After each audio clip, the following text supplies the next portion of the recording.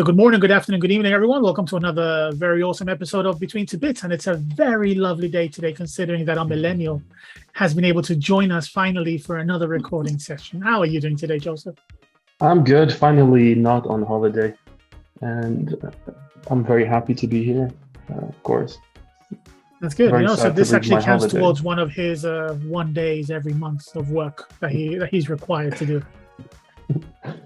I'm here because But I with us, have like to. always, Okay. yeah, exactly. You're just such a hard worker. It's fine.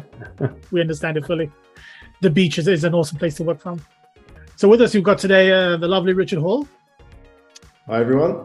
I'm melting at the moment. It's ridiculously hot in the UK. I don't know how Jason's managing, but as you can see, I need some makeup. Where is makeup? Along with myself, we have. Who do I go with next? I'm going to go with Denise. Denise, welcome, Denise. Hi, everybody. And I'm not melting here. It's nice, New York. No humidity, low temperature. So it's beautiful here. So come visit. I'm going to be on holiday soon, Denise. I'll go. Okay, perfect. We need the tourism here. I think Justin's feeling a little bit left out. No one's introduced him. I think it's because we're a bit concerned about him, what he might say, because he's one of those characters. But welcome, Justin. Story of my life. Thank you, Richard. I'm feeling like I got a little color this weekend. I was at Wimbledon. So. Oh, You were at Wimbledon? No, you weren't. Wow. I You was can't not possibly at have been Wimbledon. Talking about Wimbledon, talking about sports in general, right? One of the things that usually come up is the topic of predictive analytics. And analytics is something that we've spoken about before. Mhm. But more than analytics, there's another thing I like to talk about, which is about AIs. And it's one of those, I don't know, it's just keyword bingo, when you start talking about AIs, ML, and all of that. But Wait, is AIs plural? Is it? AIs, artificial intelligences, No, I don't think so. Although you do have to worry with the Americans because they refer to maths, as we in the UK would say maths, as math as a thing. It's all weird. This singular plural stuff that gets confusing all over the world. But you're talking about AI in reference to Wimbledon. I'd just like to point out, Jason, nobody is ever going to predict how good or how bad Kyrgios is going to play. Kyrgios is just unpredictable. An amazing player, one of the most naturally gifted players. But if he gets in a bad mood, or if there's a woman at the side talking to him that's had 700 drinks, he's not going to be doing very well at all. he doesn't know how he's going to play on the day. So how can we know? Yeah. Nothing can predict it. You think that AI, one of those days, is going to take over all of our jobs? No. God, no, not at all. He says now, and then in 10 years' time, you've got AI podcasts where they're just sort of coming up with scripts, talking. You don't know, do you? You really don't know. They do have that now, though, right? There are people who actually feed scripts of AIs into, film scripts into their AI model to try to bring out their own script. Written by an AI. Are you talking about this? I forget what it's called, but the fakes where they take the face of the video and then they get them to say something that they've not said, because that's very niche. That's sort of very pinpoint in doing a particular task. Humans have a world knowledge. We have multiple different skills, thousands of skills, and we know when to utilize each of those skills. AI is targeted at solving an individual problem. So to have something which would be able to replicate a human is years, decades away, at least decades, potentially centuries away. What I've been looking at is DALL-E. I think this is how it's pronounced, DALL-E. This is an AI software that generates images. So you put a topic and then you generate an image from that topic. And a lot of YouTubers have been going crazy using these as thumbnails. They're very, very, very good photos that are generated. But the interesting topic was for me that they're using that as a way to generate images, but there's still a human behind curating and choosing what to use from these images. Mm-hmm. This is how I probably see it, as if you wouldn't lose your job, you just have the the mundane part is maybe automated and the creative part is preserved. So we would automate a lot of things that take up a lot of our time without any creative effort into it. And then there'll be the human touch on top to pick. It's my take. Yeah, I think that's quite a reasonable take on that, actually, because if you look at just art, originally, I say originally, but I mean, if we go back to caveman times, art would have been scribbling in chalk on a wall of the latest beast that was killed, or banging rocks in order to create a beat, maybe. And we've developed instruments. We've developed different art products that you can use. Now it's not just paintbrushes, chalks, and different types of paint. Now we've got different mediums. The digital medium for creating art didn't exist, 50 years ago. So we're always creating new mediums and new abilities to allow us to be creative, but we're the ones that are creative. It's not the machines or the devices that we're using. It's us that are creative, but we're creative with different tools. And I think that AI, as Joseph said, is just going to be another tool for us to use in being creative. But is that really AI, or is it more of an algorithm? Just a complex algorithm that makes it seem like it's AI? Oh, it's an algorithm, in my opinion, right? I mean, you still have to tell it and program it to what to analyze and predict, right? So to me, there's very, very complex algorithms behind the scenes that drive the results. Well, that's also interesting, because if you look at neural networks, for example, we based heavily on what goes on in here. We don't have algorithms in our head. We've got neurons that are interconnected, and essentially information goes through, and I'm dumbing this down massively, but sorry, I'm going back to my degree here, but a neural network is essentially a highly multiple dimensional line of best fit. So we're not just talking X and Y and where the dots are, and which is what's true and what's false. We've got multiple dimensions. So you're never necessarily going to be getting exactly the same answer, and to call it an algorithm, I think is, I don't know, an algorithm. I struggle with that one a little bit. I'll second that, because to me, an algorithm has a predictable ending. So as Richard was saying, an algorithm, you know what you're going to get at the other end. Whereas with machine learning, I think it's a step further of saying we know how it will go about finding an answer, but we cannot know what the outcome is. And I think that's quite a big leap. Justin has been very quiet. Yeah, Justin's been very, very quiet today. Yeah. Well, I if I were going to go back to the original question, are AIs going to take over my job? My answer would be, if you're a World War II code cracker, your job's in trouble. Yes. But I do think that there are certain things where you're right. The human will be taken and put in front of a computer, and will kind of be a puppet master for the algorithm to go out and do something that humans don't do very fast or effectively, or with high quality or high predictability. Mm-hmm. There's a lot of jobs that disappear with time as well. I saw a photo of someone with a big stick that used to wake up people by knocking on the bedroom window. And I think the alarm definitely killed those jobs. There will always be a changing landscape of jobs, but they definitely come with more opportunities, I think. And AI but look at the jobs that have been created. Well, I mean, we do see all sorts of jobs that have disappeared because of tech. Yeah. But who would have thought when we were kids, or maybe when you were a kid, maybe when you were a kid, Joseph, but not the rest of us. Who would have thought when we were kids that you could earn money by getting people to watch you play computer games? Like, there are kids out there that make tens of thousands of dollars or pounds a week through playing computer games. That's insane. But that's a new job, and people will be doing that for years and years to come. And there'll be loads of new jobs that you just wouldn't have thought about. Influencers, for example. I mean, how can you make money by saying, oh, I use this product, taking a picture of yourself 100 times in front of some backdrop or with a certain person and be famous for that? But you can, and it's because of tech. I mean, that's an interesting one as well, right? Because how many of us, like, if we start looking at how jobs have evolved, especially jobs where we're doing in data. I still remember one of my first sort of jobs, you could say data kind of jobs. I used to work in fraud analytics for a gaming company, for an online casino.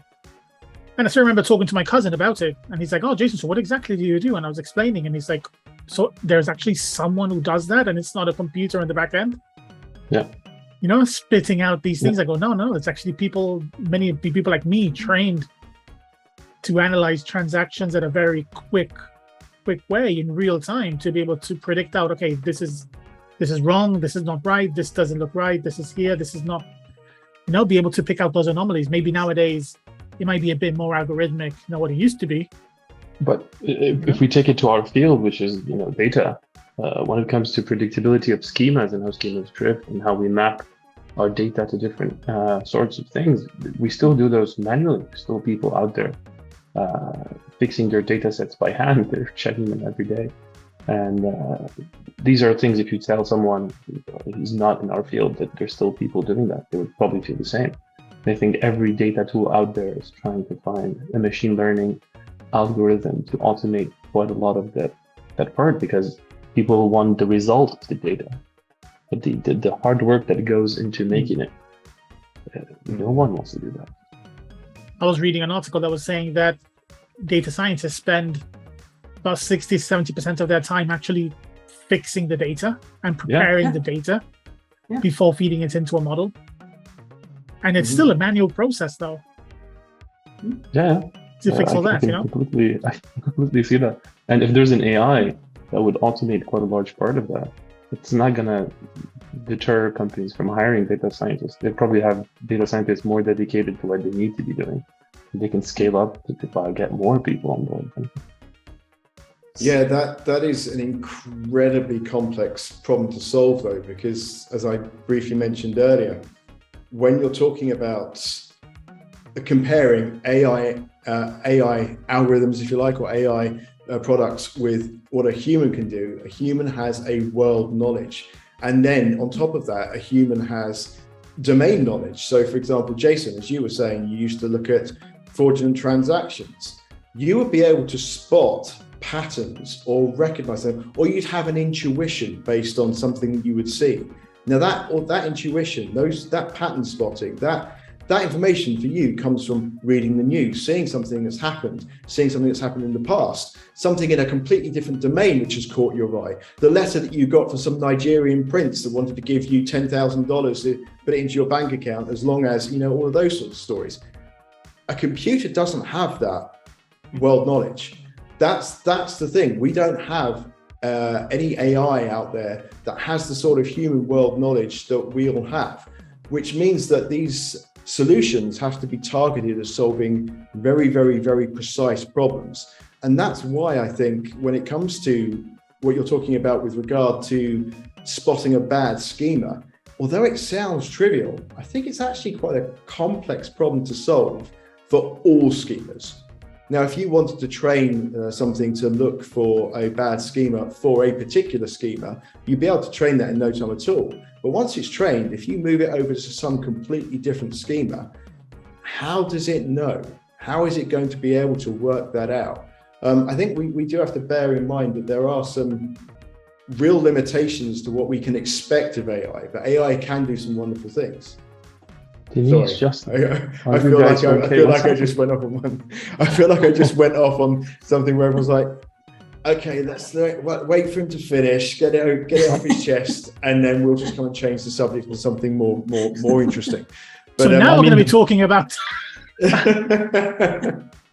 I mean, the Brits invented both the words rant and banter, so that's. Well, I don't think that was so much of a rant. I mean, I've not gone off on one like I did last week, but it fascinates me, and I think when it comes to AI, we have to really sort of understand what it can do and what it's perceived to be able to do. We're not going to be seeing Terminator 2 Judgment Day anytime soon with what we have at the moment, put it that way. So I mean, like my colleague here, the Archbishop of Banterbury, Mr. Richard Holder, is actually saying, right? Would you consider that to be AI, or what they say is AGI, which is artificial general intelligence? And when you talk about AI, are you referring to niche AI, where it's for a specific small task? But if it's specific small task, is it really an AI? Yeah, I think we're. Yeah. Justin, Denise, I mean, you guys are very, very quiet today. I'm very worried about what's happening on the stateside. What's going on? It's too early for them. They just woke up, man.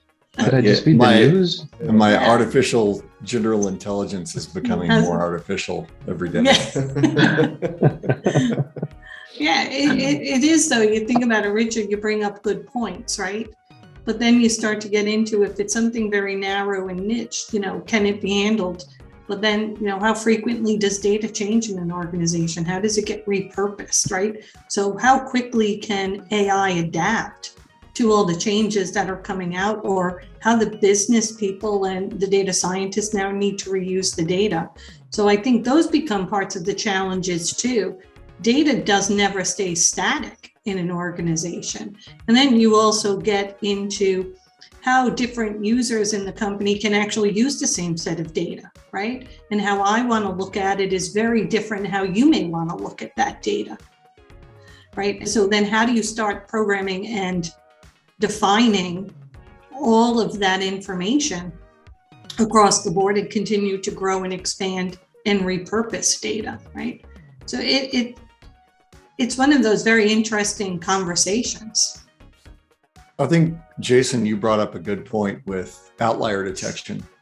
And that's an example of something that, 95% of the time, a computer can do that better than a human can.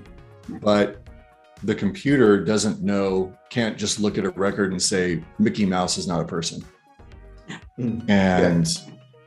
But the challenge is, when we're talking about, AI, ML, next time, once you tell it Mickey Mouse is not a person, it will remember that forever. Yeah. And, I think that there's a balance. I mean, there's always going to be a human pushing the AI or ML forward, Right. but these things learn really quick. So, you're right, Richard. We don't have the technology today, and Terminator 2 is not right around the corner. But I think we are getting smarter, and we're finding new ways to, again, move that chair from the person who's doing this stuff to the person who is just orchestrating the doing of stuff. Yeah. I think also, so considering everything right now and how things are moving, the fact that many technology companies, every single other word that they discuss, every single other word that they mention happens to have the word AI or ML powered somewhere in their description. Is it just a fad then, or is it a thing of keyword bingo? I think there's a few companies in the world that actually are doing proper ML. I think very few companies are quite advanced on that. And I think 99% are riding the wave of having very complex algorithms, a list of very complex if-else that are being disguised as ML. So I think some companies are pushing the frontier, but most are riding the wave of interest in this field. Joseph, can you name drop there? Should I? Very few companies. That's it. Yeah. I mean, there are companies that, for instance, do well at ML and also have control of our email. Are there? Yeah, exactly. I know one company. Yeah, I know one company that used it very heavily to determine who they were laying off. I think the people controlling our social media and emails have very solid ML algorithms. Well, I mean, I'm going to name one. Google. I mean, Google. The fact that if you've got your pictures with Google Photos, I do, because I'm not worried about Google spying on me. I get so much from them for just a bit of my data that I'm not fussed about that. And I think I may get spammed for saying that, I don't know. But I can, if I'm looking for a picture that I've not labeled, I've not done anything with the pictures, I've just loaded them on there. If I put Gemma, who's my other half, Gemma in India, I can find all of the pictures that feature my other half in India come straight out at me.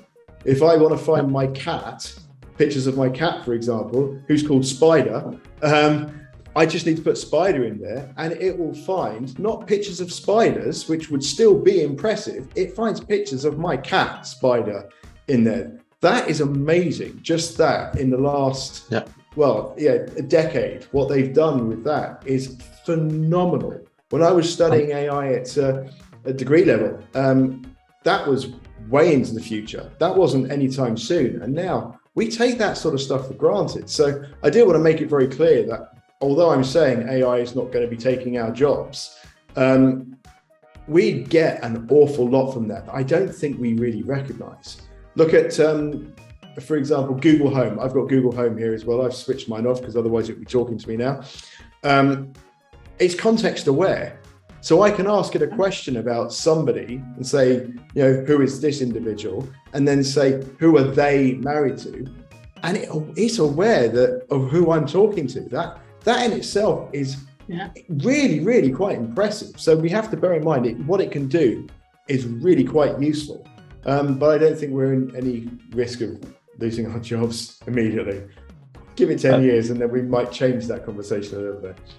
Yeah. I have the same experience with Google Photos, and it's frightening sometimes what I receive. And to me, the next question is ethics, about how this is very powerful. And if in the span of 5-6 years we got here, so in 10 years, we're going to be somewhere very, very different. And there is no committee at the moment talking about ethics for these kind of algorithms that can be, we didn't say we're going to change our jobs and be terminators, but it has the potential of ruining quite a lot of the values we put in our society. I think this also comes sort of in line with what we were talking about last time about Cambridge Analytica, right? Mm-hmm. Yeah. The whole ethics behind the analytics of the data and the actual usage of the data as well. Yeah. However it is that it comes out. Exactly. But this is the thing.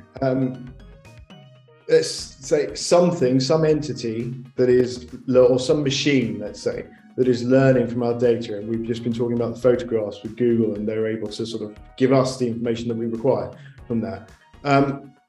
Is it only able to become nefarious when you get a nefarious, bad acting human involved and access to that data? Is that what we need to be worried about? Because I think we do need to make the distinction between being worried about machines and Terminator 2, or being worried about what the information the machines can work out, and then a bad individual getting access to that. Because I think we do need to be wary of that.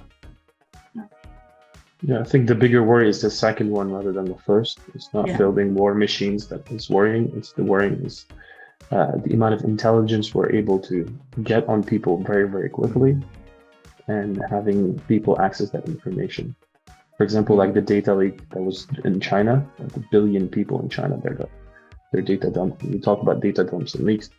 And I think leveraging that kind of information with a really good, solid machine learning algorithm can be extremely dangerous. Yeah. Let's play global thermonuclear war. Said Justin while smiling. Would you like to play the game? Oh, war games. War games. Yes. That film arguably got me into trying modems for the very first time. I believed that I was going to be hacking into a big company and getting involved in sort of war games myself. It's fascinating. Wasn't that old? Matthew Broderick in that was brilliant. He really did. That was a great movie. Wasn't that old modem tone, almost like a fax tone? Like it was so like the coolest noise you could hear. Yeah, the thing is that those as well. It was a whole new kind of hacking experience called Freakers at the time, and that just died off really. It's now just modern day hackers, but Yeah. what he did it was actually theoretically possible. Oh yeah, Not to and the level of the thing- game, obviously, but the whole hacking through the phone line and with the dial tones, that actually was how it worked. But that was the thing as well. His parents must have noticed the phone bill because he was just ringing up random telephone numbers, trying to find somebody else with a modem at the other end. Like ring, ring, ring. His phone bill must have been astronomical. And that was back in the day too, when you got itemized phone bills to list all the phone numbers that you were calling. So it must have been like 100 pages long. I mean, at this, just a few years after I saw that film, a mate of mine had his own bulletin board. This was pre-internet, but he had a modem, had a PC, and his mum used to let him use this bulletin board for a couple of hours a day, which meant she wouldn't use the telephone during those times. And we would be ringing him up with our modems, waiting to connect. The noise of those things. The thing is, sometimes we forgot the time limits. So we'd be ringing up at like after 10 o'clock at night, which just wasn't done back then. I think you were able to ring up until about 9 o'clock. After 9, nobody rang after 9 unless it was an emergency. And we were all doing this, and I think it wasn't. We didn't go down too well, put it that way. But it all stemmed from war games. I'm showing my age now. I have no clue what you guys just talked about the past 5 minutes. I just want to say. Oh, None. you've got to watch. Have you War never Games. seen War I've Games? watched this. War games? Yeah. No. What is Oh, you that? have to watch it. Oh, you've got to watch it. I'll slack you. I'll slack you the link. Just send me something, Dude. please. Okay. Educate Nice me. game of Educate me. chess. Yeah. Millennials, man. I know. Educate me. I'm here. I'm all. I mean, I'm all Probably here. wasn't even born yet when the movie came out.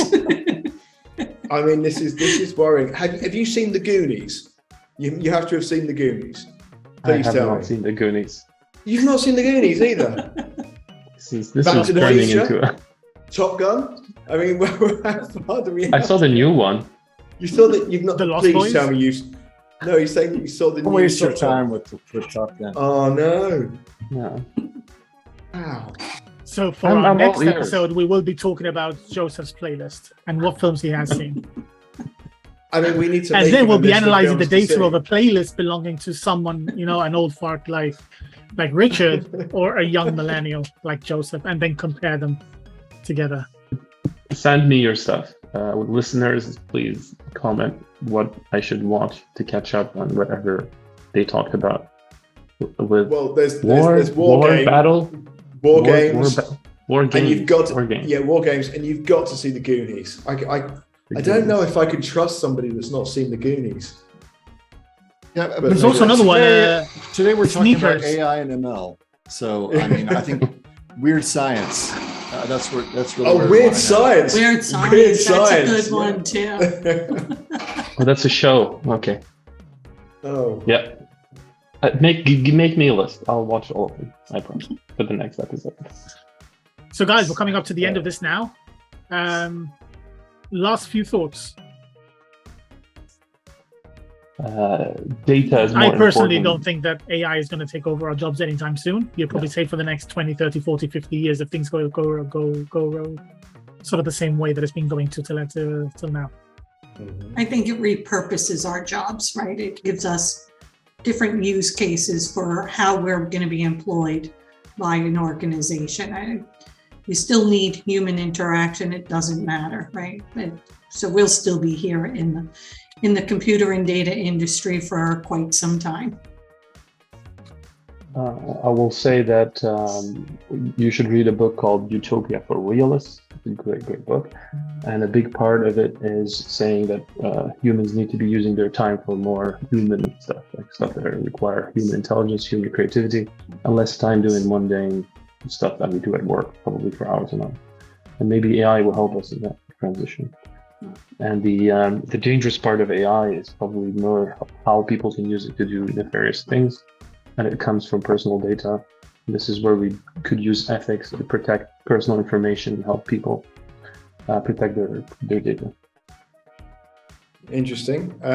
I kind of do align with the second half of what Joseph said there, but I think we do need to be aware of things that we take for granted now, which are powered by AI. I think we need to not be so worried about it. We need to be worried about, as Joseph said, we need to be concerned, or we need to look into who has access to the data. But I think AI moving forward, once it gets access to the right data safely, imagine what it can do with medicine, with all sorts of different domains that we don't really let it into at the moment. Yeah. When we're seeing the benefits from being able to talk to our personal home assistants and finding out stuff which previously we'd have to put some effort in to find. Now it's just okay, Google, can you tell me? And you get that information back. So let's not use this technology for nefarious purposes. Let's use it to bring joy to our lives. This has been a public service announcement. Exactly. So thanks, guys. Thanks for today's talk. I think it's actually been quite productive. We'll also get that list over to you, Joseph, of what you need to watch before the next episode. And for those of our viewers, if you have any questions at all, feel free to reach out to the guys, leave some comments below, and don't forget to like and subscribe.